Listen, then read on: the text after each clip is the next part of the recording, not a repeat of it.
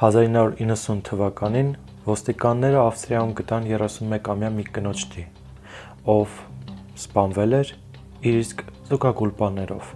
Նրա մարմնի վրա հանցագործը ոչ մի հետք չէր թողել, միայն մի քանի կարմիր թել։ Մի քանի օր անց ոստիկանները գտնում են ևս մեկ մարմին։ Կրկին կինը խեղդամահ էր եղել, իր իսկ հագուստով եւ կրկին հանցագործը ոչ մի հետք չէր թողել։ Ոստիկանները դեռ չէին շտապում այս երկու գործը իրար հետ կապել, մտածում էին միգուցե զուգադիպել են, միգուցե ինչ-ինչ պատճառներով տարբեր մարդիկ նույն կերպ են ցանկացել այդ կանանցից ազատվել։ Սակայն երբ գտան երրորդ դին, նույնպես մի քանի օր անց, արդեն իսկ պարզ դարձավ, հանցագործը ունի կոնկրետ ձեռագիր, եւ բացի նրանից, որ նա հանցագործ է, նա նաեւ սերիական մարդասպան է, քանի որ նա ունի կոնկրետ ուղղվածություն, ընտրում է կոնկրետ կանանց, նրանց սպանում իր իսկ հագուստով, խեղդամահ անելով եւ վերջում թողնելով կարմիր թելեր։ Այս ամենը Ավստրիան շատ ցնցեց, ոչ ոք չէր հասկանում ինչ է կատարվում, բայց քանի որ դեպքը տեղի էր ունենում մի խուլ գյուղում, ավելի կոնկրետ քաղաքամերձ գյուղում, շատ մարդիկ նույնիսկ չգիտեին դրա մասին։ Մինչ այն պահը, երբ սա դարձավ պետական գաղտնիք, ավելի կոնկրետ պետական գաղտնիք, որը ոստիկանները չէին ցանկանում, որպեսզի հանրությունը իմանա։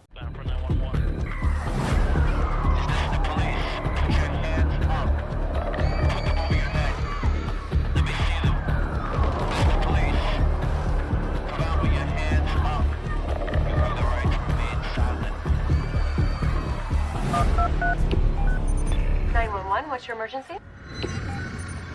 Ոստիկանները սկսում են հետաքննություն, բայց մինչ հետաքննության համար անհրաժեշտ փաստաթղթեր հավաքել, տարբեր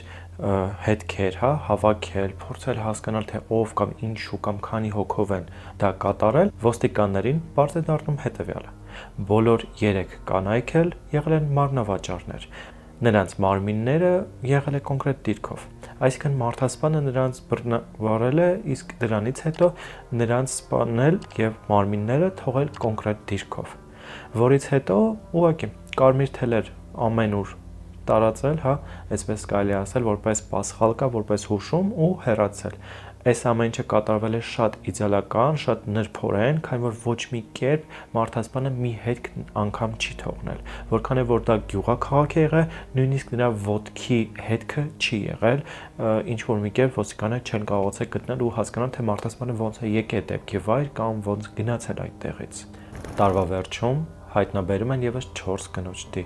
Նրանք նույնպես աշխատում էին որպես մարմնավաճառ։ Կանայք նույն կերպ էին, էլի պատառակված հագուստով, բռնաբարված եւ սպանված։ Կոնկրետ պոզաներով էր մարդասպանը նրանց բոլորին թողնում, իսկ որպես հուշում մեկ միայն նույն կարմիր թելներ։ Ոստիկանները փակուղում էին ու չէին հասկանում, թե ինչ կամ ում կարելի է դիմել, որ օգնի նրանց։ Եվ այստեղ գալիս է օգնության ավստրիացի շատ հայտնի լրագրող, ավելի կոնկրետ դոկումենտալ եւ ոստիկանական, այս մարդասպանական, հանցագործական,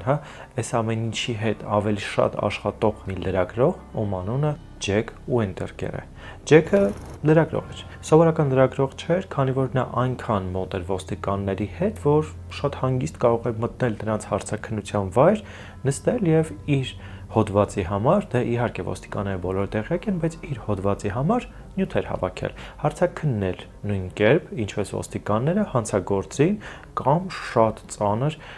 պատիժ կրող ինչ որ բանտարկյալի։ Ջեկին գիտեին բոլորը, նրան սիրում էին բոլորը, նրան ընդունում էին բոլորը եւ վստահում էին բոլորը։ Այսպիսով նրանք Ջեկին տեղեկացնում են բոլոր մանրամասները, նրան տալիս բոլոր պետական թղթերը, որպեսզի Ջեկը կարողանա լուծում տալ, քանի որ մինչև այս բոլոր հանցագործությունները մեծամասամբ Ջեկի շնորհիվ են պարզվել։ Ինչպես ասեմ, Ջեկը ուղղակի կարողանում էր ճիշտ անալիզ կատարել եւ մինչև ոստիկանները փորձում էին հասկանալ, նա արդեն ուներ իր վարկածը, որն էլ շատ հաճախ մոտ 70% միշտ ճիշտ էր լինում։ Ջեկը ծնվել է 1950 թվականի օգոստոսի 16-ին Ավստրիայի Յուտենբուրգ քաղաքում։ Ջեկը իր իսկ ինքնակենսագրական գրքում գրում է, որ մայրը եղել է մարմնավաճառ, նա գողություններ է արել, խարդախություններ է արել, իրեն անընդհատ փողոցն է նետել եւ նա մի կերպ է կարողացել ապրել։ Սակայն հետագայում Ջեքի մայրը այդ ամենը հերքել է ու ասել, որ Ջեքը ինչ գրել է, դա զուտ արել է PR տեսանկյունից, որպեսզի իր գիրքը լավ վաճառվի։ Ջեքը ծնվում է 1 շաբաթ հետո, երբ մայրը դուրս է գալիս բանտից։ Այո, նա մարմնավաճառ չի եղել, բայց տարբեր կողոպուտներ ու տարբեր փոքր գողություններ կատարել է ու հղիության ժամանակ նա բանտում է եղել։ 1 շաբաթ հետո, երբ որ բանտից դուրս է գալիս, նա ունենում է Ջեքին ու որոշում տալ հորը։ Հայրը որոշում է տալ պապիկին։ Երկու ծնողներն էլ ձեռքերը լվանում են եւ քաշվում մի կողմ։ Պապը սկսում է զբաղվել տղայի դաստիարակությամբ, բայց ըստ Ջեքի, ավելի կոնկրետ ըստ նրա մեմուարների, նրա գրքի ինքնակենսագրականի, նա պնդում է, որ պապը իրեն շատ հաճախ անիմաստ վիրավորել է, նրան ծեծել է, նրան ստիպել է, որպեսզի անի տարբեր զզվելի եւ գարշելի բաներ իր իր ընկերների հաճույքները բավարարելու համար։ Եվ կա նաև վարկած, որը դեռևս ապացուցված չէ, դա ուղղակի Ջեքի ինքնակենսագրականում է գրած, որ պապը նրան շատ հաճախ նաև բռնաբարել է։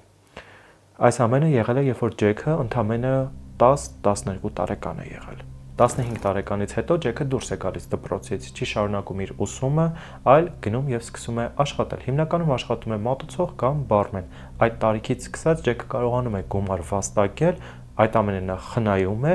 բայց շատ հաճախ նաև դիմում է տարբեր մարմնավաճառների ծառայություններին, ինչից նա ինքն էլ հենց դժգոհ է լինում։ Քանի որ մեծամասամբ իր իսկ կենսագրականը եթե կարդաք, այնտեղ գրված է, որ ես ատում եմ կանանց։ Նա ատում էր կանանց առանց որևէ պատճառի, սա հոգեբանորեն կարող է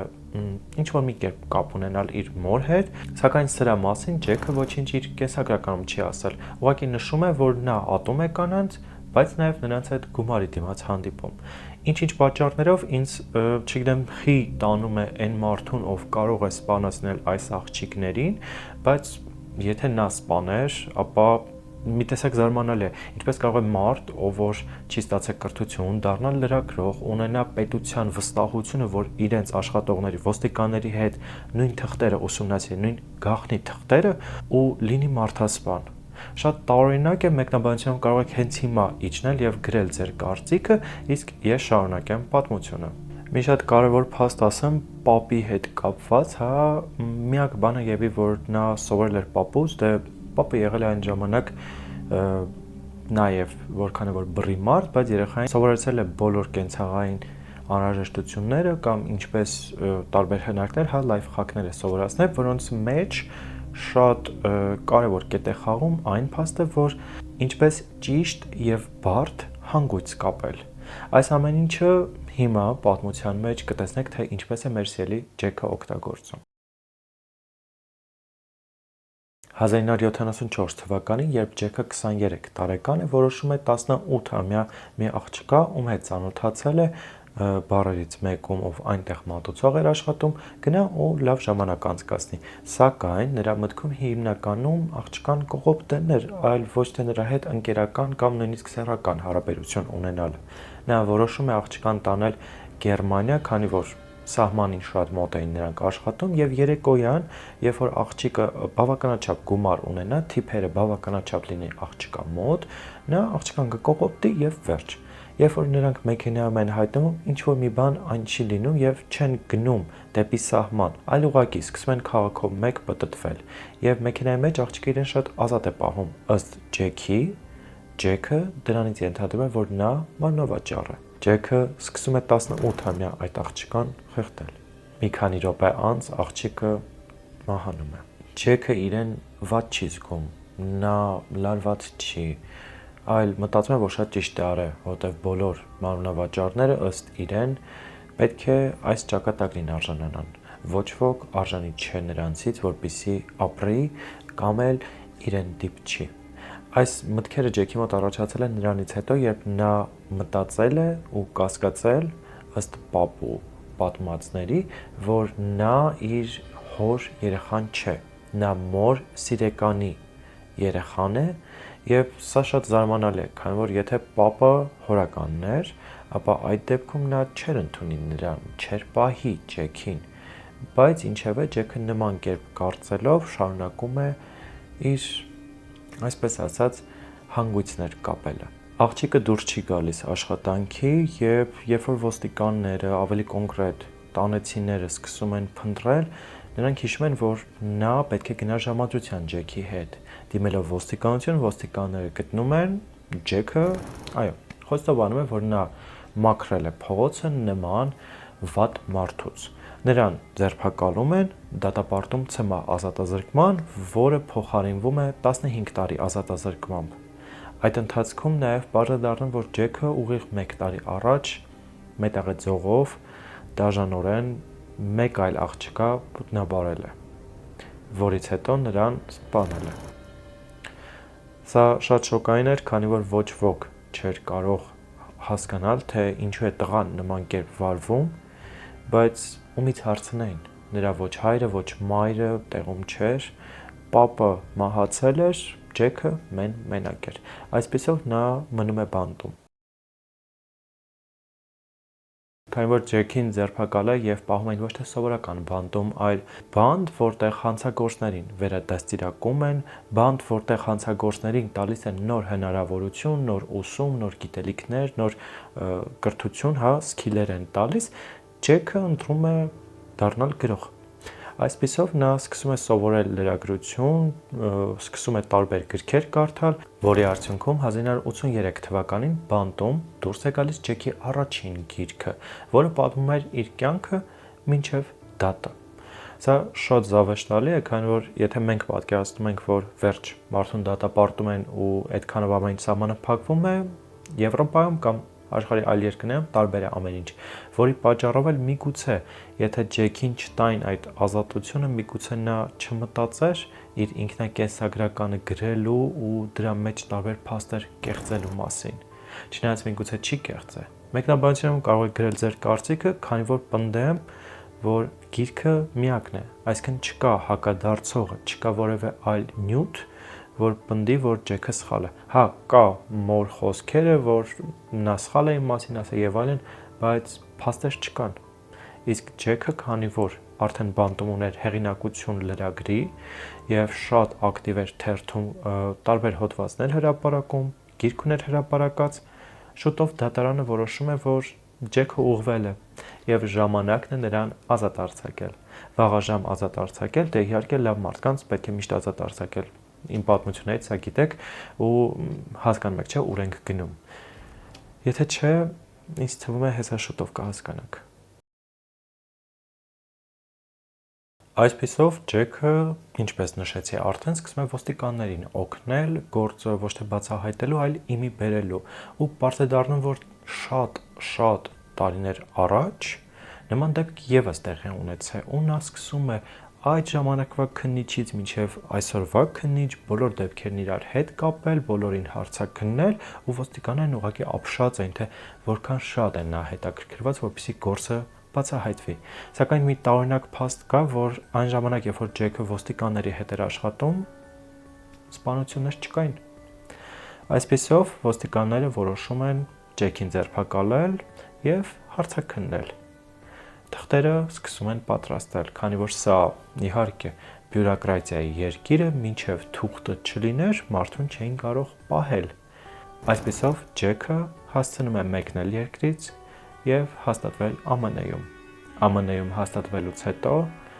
ամբողջը պարզ է դառնում։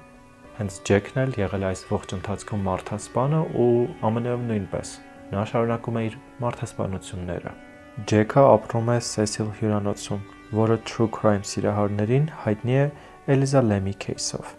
2011 թվականին Էլիզան մի քանի անգամ մտնում եւ դուրս է գալիս վերելակ, հետո անհետ կորում։ Մի քանի օր անց նրա մարմինը գտնում են ամենաանհավանական տեղում։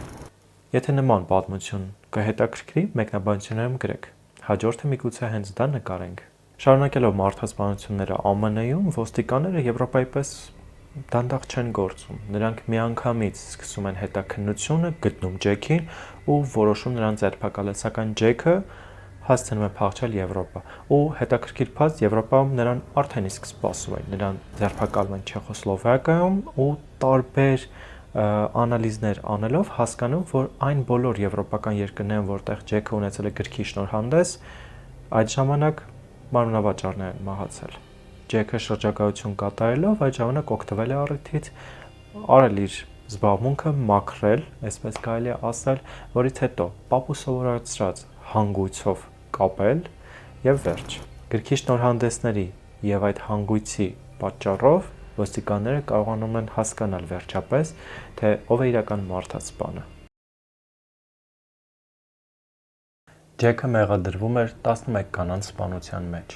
Արդեն բոլոր գործերը միավորել էին իրար եւ ապացույցներն ընդհանուր էին։ Ամերիկայի մեղադրվող կողմը ներկայացնում էր ԴՆԹ-ի պատասխանը։ Բոլոր զոհերի մարմիններին հայտնաբերված նմուշը 99.9%-ով համընկնում էր Ջեք Ուինտերբերգի ԴՆԹ-ի հետ։ Ամբողջ դատավարության ընթացքում Ջեքն իրեն շատ ինքնավստահ էր պահում եւ կրկնում, որ մեղավոր չէ, բայց այս անգամ նրա մոտ դատական համակարգին խաբել չստացվեց։ Երեք երկրների մեղավոր կողմերից ներկայացված փաստերը անհերքել էին։ Ջեքը մեղավոր է ճանաչվում բոլոր 11 սպանությունների համար։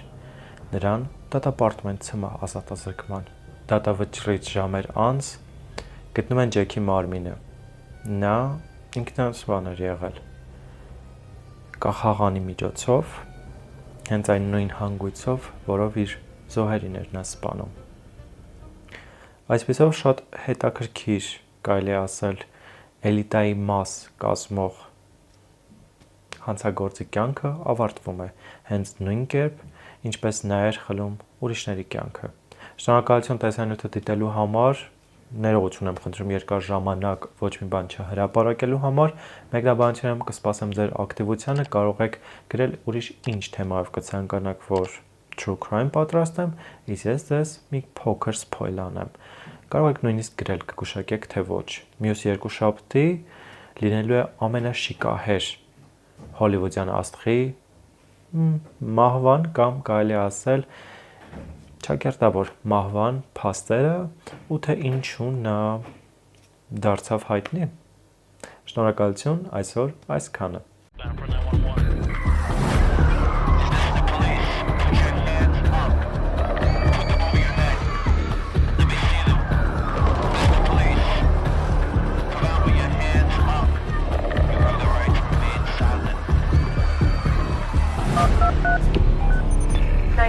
What's your emergency?